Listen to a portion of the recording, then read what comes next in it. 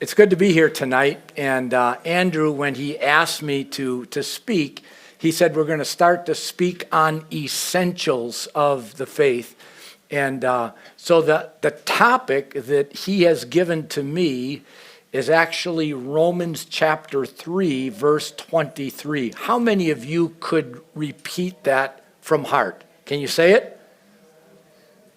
Romans 3:23, for all have sinned and come short of the glory of God.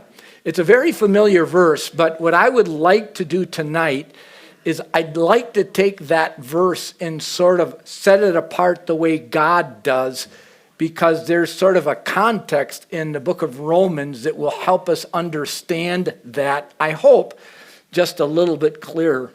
You know, as you think about the word sin, it's a word that we as believers or Christians use, the world doesn't use. I was sitting and having a Bible study with a couple just the other week, and we cover sin in the first lesson. I have a 4-part lesson that I cover, and he said, it seems like your lesson is pretty negative. You guys seem to like to talk about sin.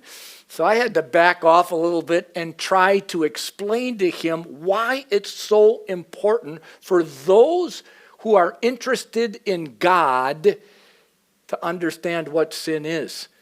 And if I were to ask you what sin is, there might be a number of definitions that you would give, but most of us understand, I think if you were to say, well, anything against God's commandments would be sin, would it not be? And what are the most famous of God's commandments? Would be the 10 commandments. Can you repeat? Do you know those by heart? At least some of them. Thou shalt not, what? Thou shalt not murder. Thou shalt not lie. Honor your father and your mother. Thou shalt not covet. All of those things are commands. And we know those are things that go against the will of God. And that's what sin is. And it's very important to understand what sin is if you're going to try to understand who God is. And so that's what we want to look at tonight. So I would like you to answer one question, not out loud, but in the depth of your heart. And this would be the question: do you really love God in the depth of your heart? If you do, you would understand what sin is, and you would have a different attitude towards sin than others who don't know God. And so it's really important as we go through the lesson tonight, and I pray that it might become more impressive, the whole idea. But so what I want to do is I want to break down sin the way God breaks it down. That would be the best thing to do, wouldn't it? So we want to look at 3 different positions on sin. And I think I have the first slide. What's the first slide? Is there one here? Or there we go. The skeptical man. So sin can run in the area of skepticism. And if you do have a Bible, I'd like you to open it up to Romans chapter 1, if you have it on your phone, so you can follow along, because this is how God breaks it down. When you want to look at the aspect of sin, God breaks it down this way. And the very first one that he calls on is really the skeptical man, the doubter. Now notice, if you look in the book of Romans chapter 1, notice what it says in verse 18. For the wrath of God is revealed from heaven against all ungodliness, or you could say sin, and unrighteousness of men, who suppress the truth in unrighteousness, because what may be known of God is manifest in them, for God has showed it to them. For since the creation of the world, his invisible attributes are clearly seen, being understood by the things that are made, even his eternal power and Godhead. Now notice as you go through it, talking about the man, notice what he does. He suppresses the truth. But God says this. God says that the things of God are manifest to them, for God has shown it to them. For since the creation of the world, his invisible attributes are clearly seen. Well, how can he say that? How can you say that the attributes of God are clearly seen? Because there's so many doubters that say, show me God. Show me God and I'll believe. And yet God is saying they can see clearly that there is a God. But what they do is they suppress or hold down the truth. And you might say, well, how can you show God? I think there's so many ways you could do it. But the simplest way to me is even considering the human body. You say, well, how in the world could you understand God from just looking at the human body? Well, let me just ask you. Take your hand right here, put it out in front of you, and you tell me what you see in your hand. What do you see there? Anything. Give me an observation. You see? Skin. You see skin. You say, well, big deal. Do you know, as these scientists sit down, and I just looked it up today just because it's entertaining to me in some ways. But I looked it up today, and they said 1 billion years ago, there was a one-cell organism that existed in the ocean or in the waters. There was no living life on land at all. Okay, now think about this for a while. So now we've come to the place where you see skin, and you might say, how did skin happen? Do you know how skin happened? Coming out of that one cell organism? What else do you see in your hand? Anything else? Fingernails. Where did those come? In fact, even go more basic, fingers. Where did fingers ever come from? And you have fingernails. And then if you look just a little bit closer, you have joints. How many joints do you have? Well, you got a whole group of them, 2 in each finger. And then how come you have a thumb? Why can't you just have 5 fingers? How did you end up with a thumb? And not only do you have that, if you look closely, now on my hand it's a little bit older, so it's pretty obvious, I can see veins. What happens with veins? Well, what do they carry? Where did blood come from? Did it just happen? I mean, if you just look at a simple hand, you start to see, wow, there is so much. Then there's muscles and tissue and all of that just in a simple hand. And this is a simple part of our body right here. That is really simple. Think about other things that had to happen. For something to come out of the ocean, you think, okay, somehow it's got to learn how to breathe, doesn't it? Well, what do you need to breathe? You need lungs. Have you ever thought about maybe that organism was laying on its back and it come up with, I got to form a lung. I got to form a lung. One time I'll go back down. And you keep, because you have to have lungs. How in the world did lungs form on themselves? Do you know how complicated lungs are? And not only you got to get air, you got to take it in there, and then it's got to go to all parts of the body. I mean, there's so many things. How, as you come in, let's say he finally he can, then what you have to do, okay, he's got to make it around on the earth. So let me see, I need legs or something, and so I'm determined. I'm going to form legs. That's what I'm going to do. And then, boy, there's animals now have 4 legs. Oh, I just want 2 legs and 2 arms. Let's go ahead and form that. To me, as you look at the human body, it is so complex. How in the world can anything close, even the simplest organism, by itself form? I think the only conclusion, think of the brain. Think of the heart and how it pumps. Think of all the internal organs. How did that happen? To me, In fact, I was sitting with a guy last night, just trusted Christ about 2 weeks ago.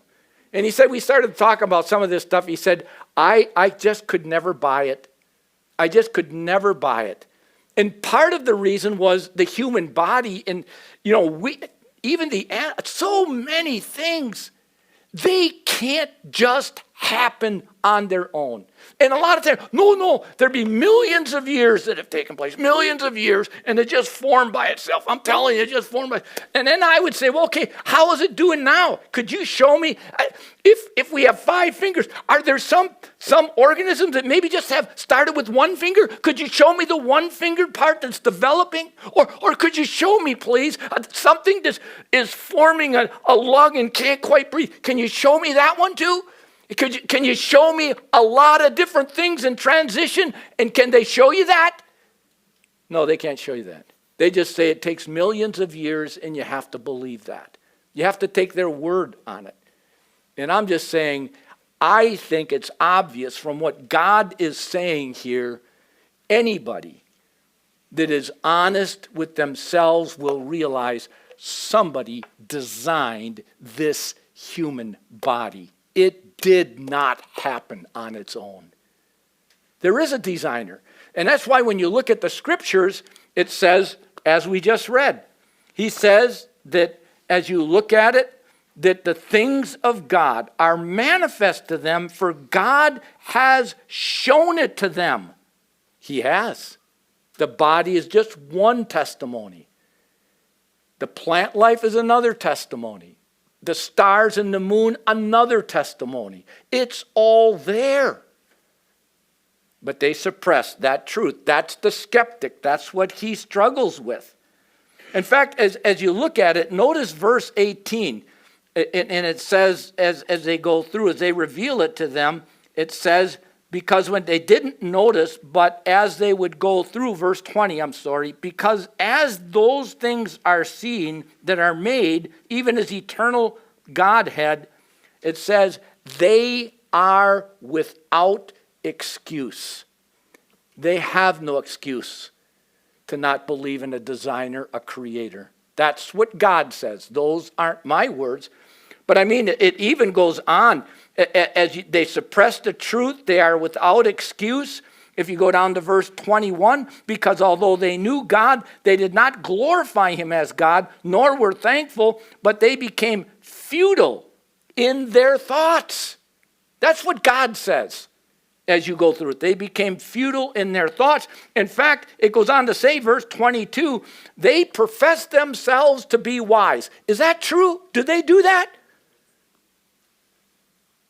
They profess themselves to be wise, and they become futile, and yet God says they're foolish in their thoughts. The things of God are clearly seen, but the skeptic has a hard time with them. And it even gets worse, as you go through this same crowd, as they look at it, I think if we would have extraterrestrials that would watch our whole globe, and they would watch it for, let's say, 100 years, and you were to question them, and they say, human beings, how many sexes are there? What conclusion would they come up if they watched it? There's 2. There's the male and the female. That's exactly what they would say as witnesses, because it's so clear. And yet this same group is trying to say, no, let's make it all one. You can see why God is saying these people do not pay attention to simple biology. It's clear that there's a designer that designed males and females, and in that way, the whole human mankind goes forward as God created in marriage. That's what was intended. That's what has gone on for thousands of years. And it's clear for anybody to see if they would open their eyes. I remember talking to a guy that became a dentist. He was an atheist as he was studying in dental school. As he studied the teeth, he became so convinced there had to be a creator just by looking at our teeth. He said, this couldn't just happen the way it is. There's no way that it could happen that way. And so as you look at it, first you have the skeptic. He clearly, and and end up with Romans chapter 1, you start to see that they become haters of God, it says, and they do a lot of things that clearly are against God. So that's one category God labels under the whole area, because he's moving to Romans chapter 3, verse 20, where he says, all have sinned.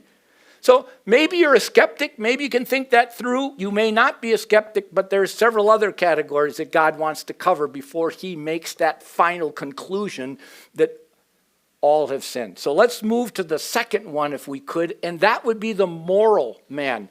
Now, the moral man prides himself in his righteous actions judging others. Now, this one might come a little bit closer to home if your heart is open to this. Notice what it says in Romans chapter 2. Therefore, you are inexcusable, O man, whoever you are who judge. For in whatever you judge another, you condemn yourself.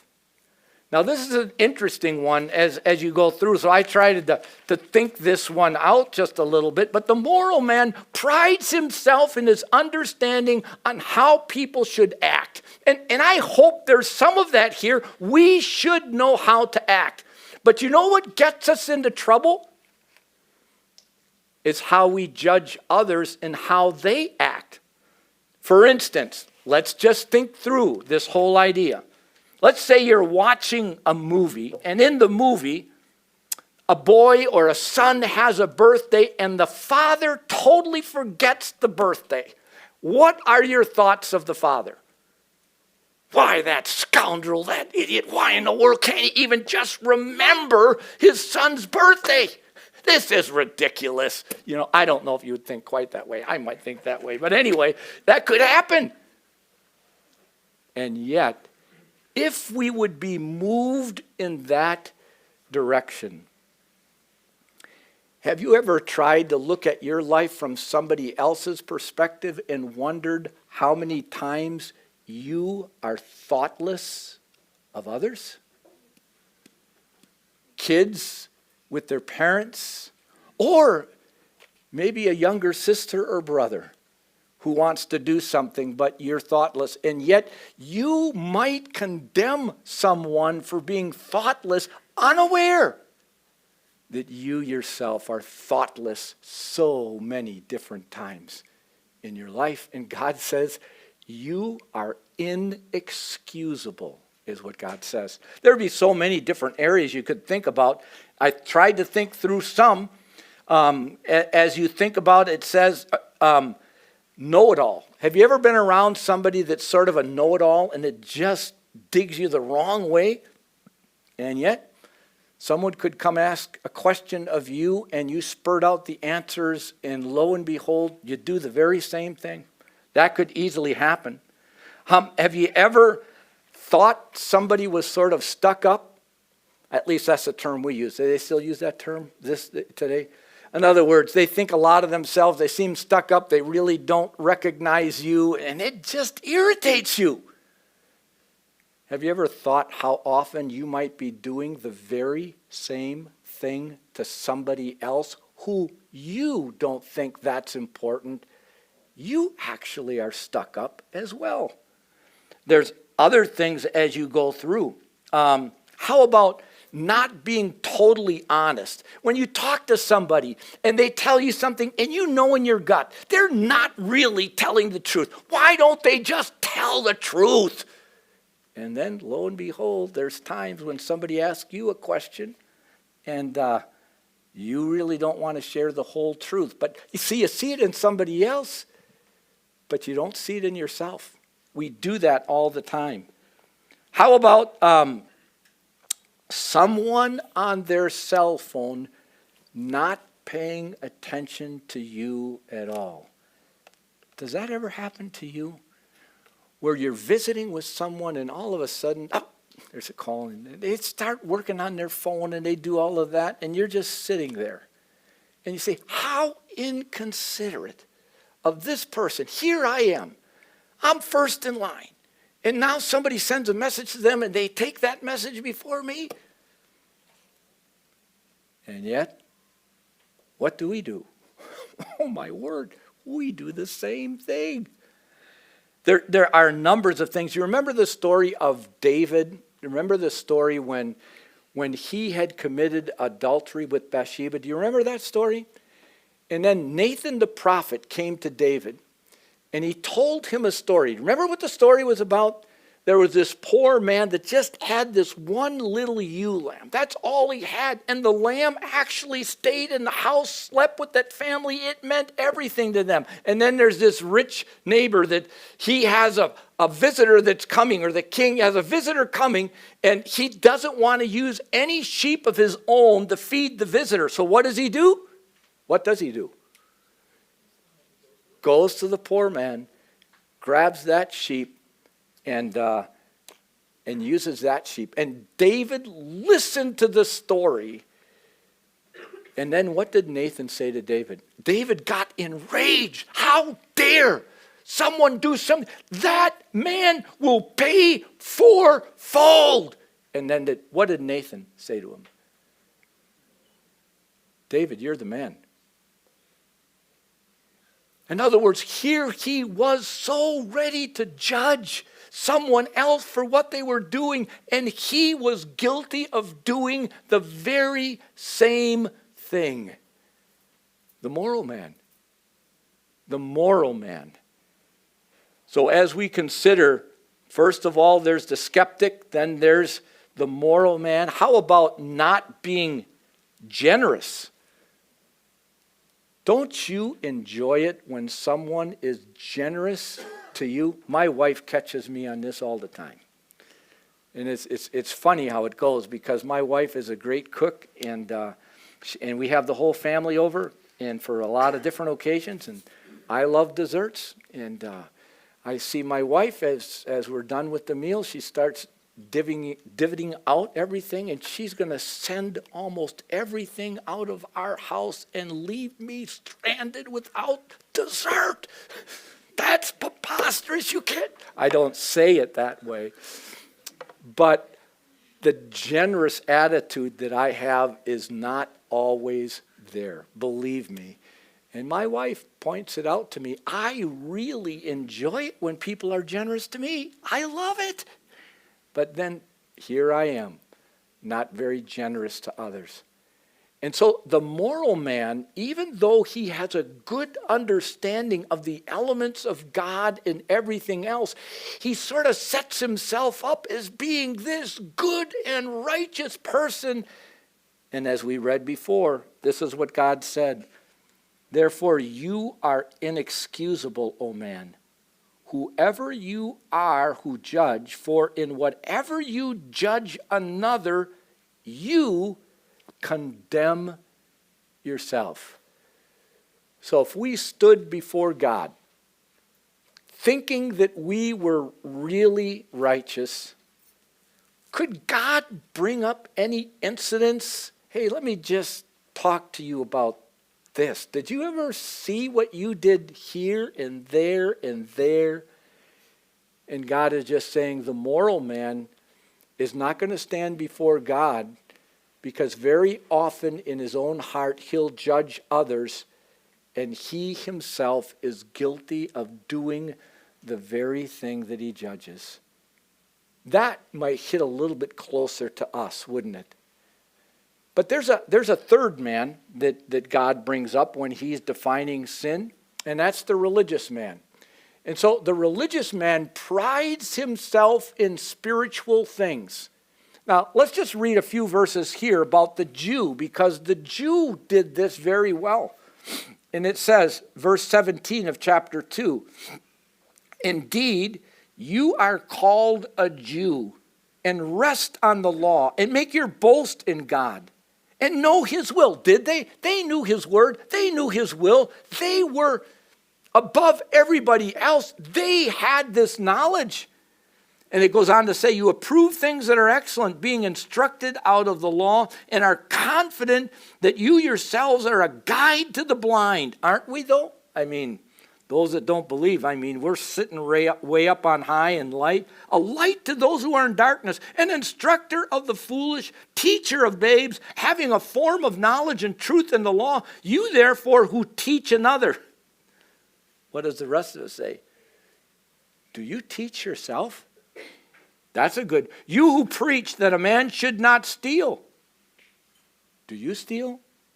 You who say do not commit adultery. Do you commit adultery? You who abhor idols. Do you rob temples? You make your boast in the law. Do you dishonor God through breaking the law?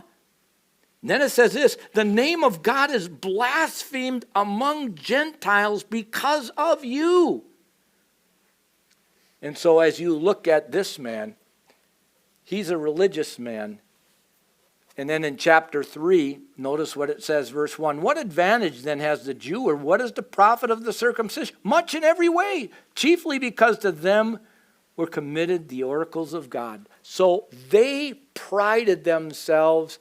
Now this may even get closer to home.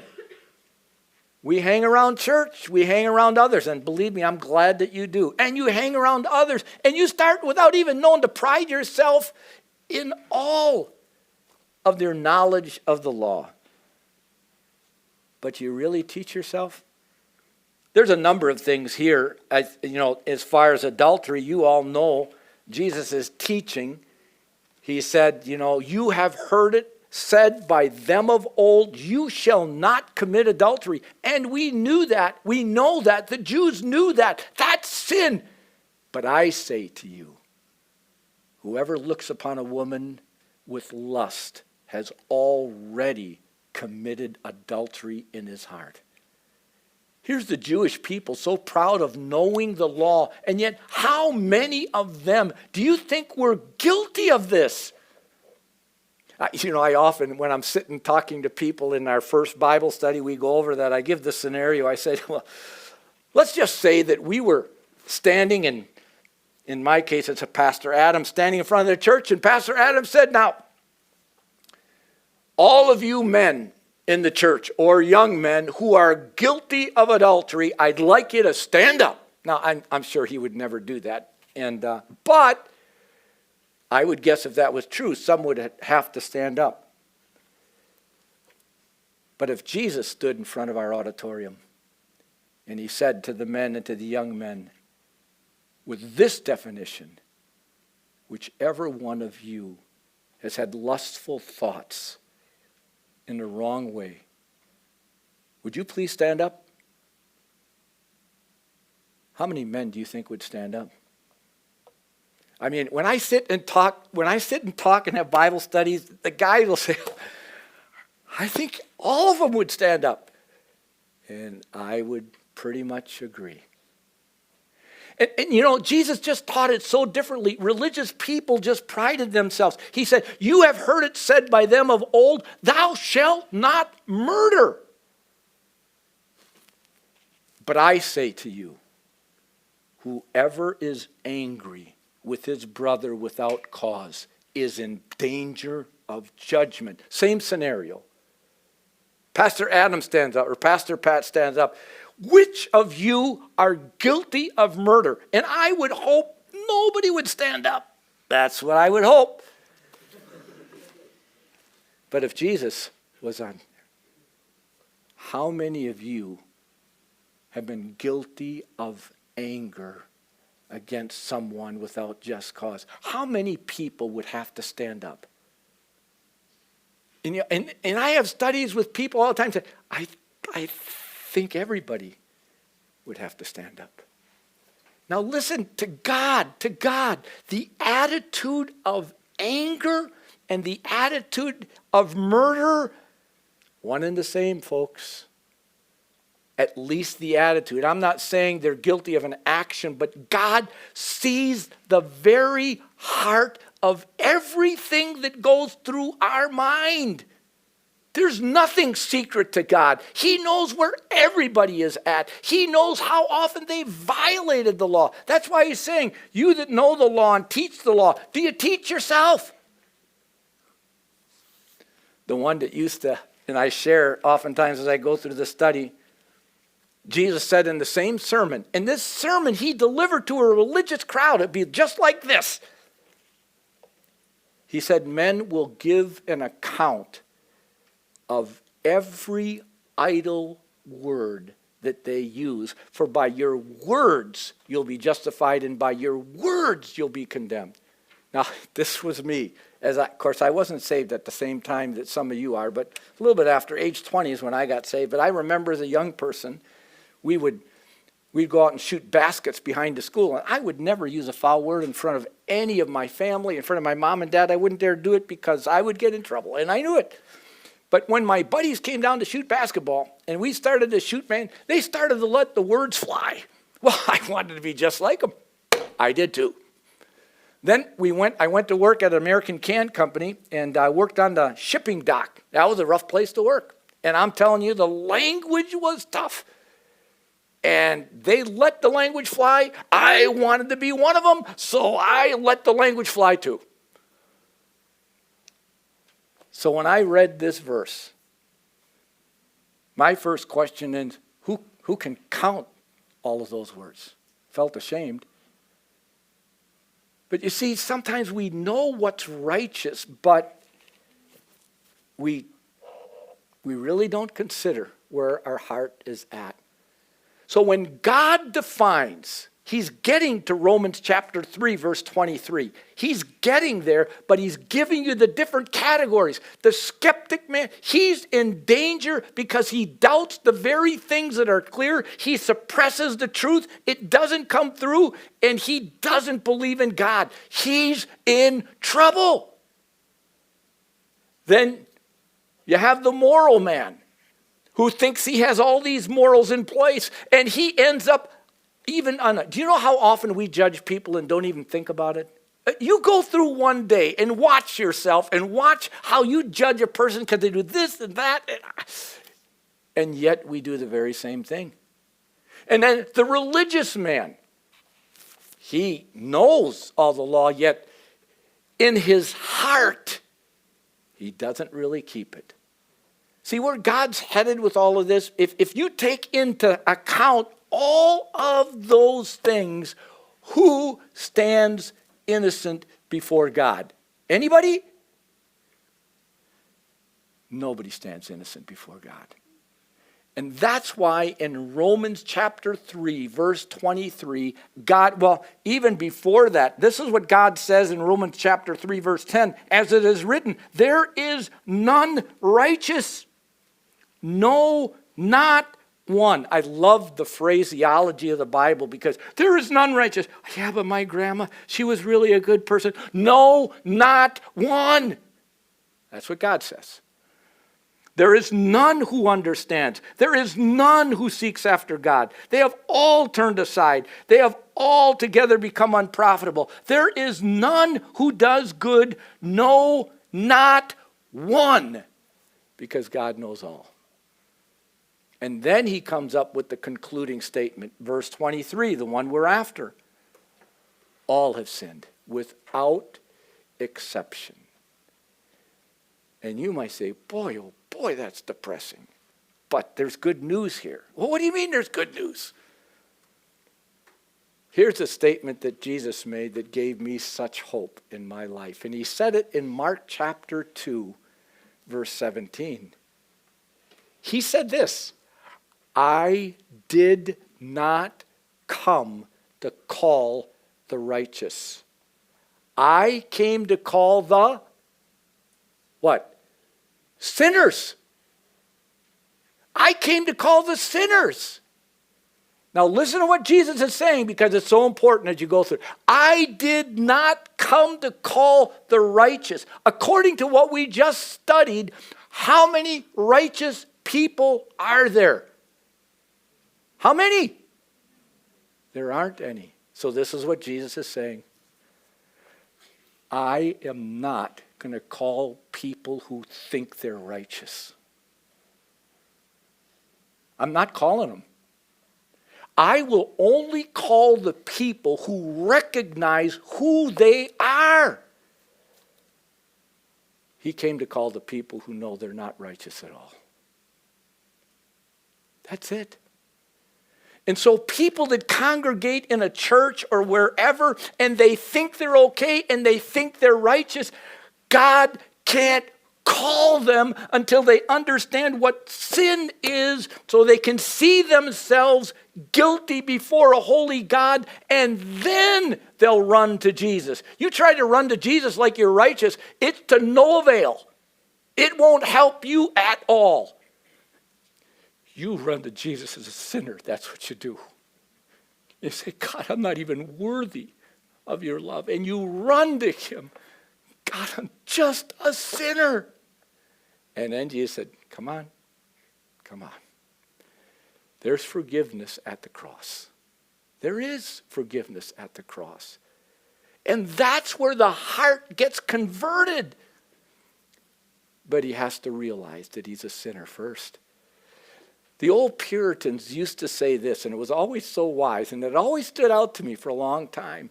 You'll never get a person saved until you get them, what? Anybody? Until you get them lost. God only saves lost people. In fact, in Romans it says this, and I use it in the study sometimes.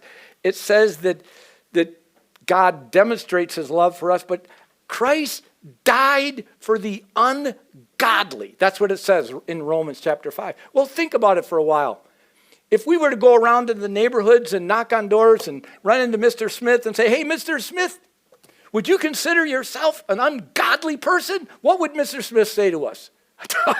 Get out of here, buddy. I don't need to talk to people like you. Yet who did Jesus die for? Ungodly. That's who he died for. So you place yourself in the group that's called ungodly. You place yourself in the group called sinners because we are worse than what we ever thought. But that's where the mercy flows. That's where you find the grace of God. That's where you find the forgiveness. And I say all of this to sort of end on one note. I don't know if I guess it's about right. Anyway, as you come to the end, at the beginning, I said, is there really a love for Jesus Christ in the depth of your heart? Well, why did I ask that? Because if somehow you came to Jesus Christ thinking you were righteous, you really didn't find forgiveness, then the love is not going to be. The only person that's really going to love Jesus Christ is the one that realizes, I was lost and this Savior saved me. He forgave me. And that's what it says. Whoever calls upon the name of the Lord, understanding he died, is saved. When a person has that knowledge and they know they've been forgiven, let me ask you this. Do they think about sin differently than a person that doesn't know Jesus Christ? If you make light of sin and it means nothing to you, and you can say and act any way, I would question whether your heart's ever been converted. Because I know my heart, and after I got converted, I told you I used to say the Lord's name in vain and use foul language. I remember the day after I got saved, it's a habit that you have. And I started to go with one of my friends and I said, wait a minute, I can't say that anymore. He saved me. It changed my whole attitude towards sin. I remember as I would go out, I used to go out into the bars. When I say I used to go out in the bars, and I used to drink and tell stories and have a great time with my friends and all of that. And I went out to the bars after I was saved, and I was just ready. And all of a sudden, those impure stories, I couldn't laugh at them anymore. I could not laugh at them anymore. I went into a bar with a friend. This is probably 2 weeks after I saved. He said, come on, let's go in here. And he said, okay, let's go. So we sat down and we started to have some drinks. And as I sat there, I looked up and there was a lady before me with hardly any clothes on. And my head went back down like this. And my friend said, his name was Carl, Chuck, what's wrong? I shouldn't be in here. What do you mean? I can't. And I was praying to God. I said, God, if you could just get me out of this place, I'll never come into another place like this again. So why did that happen? Because my whole attitude towards sin changed when my heart was changed. That should be true of every child of God. Is it true with you? I pray that it is. I mean, I honestly say that. I pray that it is. But if there's not been the heart change, maybe you never really understood what sin is and how guilty you were before God. Maybe you need a converted heart. That's the lecture on sin. And I pray that in this youth group, the heart attitude towards sin is very different than what the world is. It's not like your friends in school. It's very different. Don't try to be like them. If you're a believer, it doesn't work. You belong to the Lord now. You think differently. And even if we mess up, we come and confess. And that's the attitude of a true heart that has been converted. And I pray that represents your heart.